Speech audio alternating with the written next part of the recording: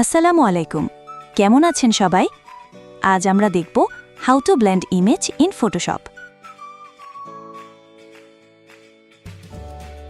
প্রথমে আমরা একটি ছবি নিব, তারপর মেনু বারের সিলেক্ট অপশনে গিয়ে সাবজেক্ট সিলেক্ট করব। তারপর কিছুক্ষণ ওয়েট করব।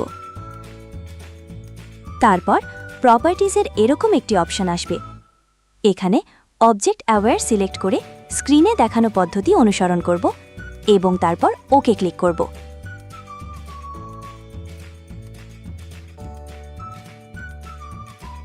তারপর ব্লেন্ডিং অপশনে গিয়ে কন্ট্রোল বাটন প্রেস করে এভাবে একটু বাড়াবো বা কমাবো।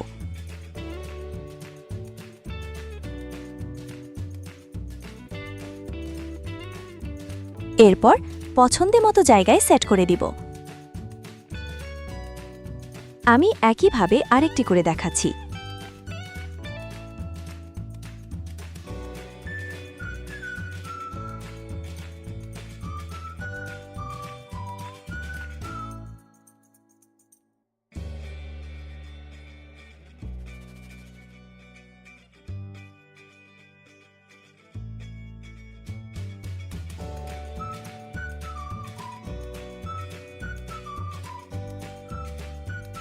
তো এভাবেই ফটোশপ ব্যবহার করে আমরা আমাদের অ্যাকুয়ারিয়ামে মাছ রাখলাম।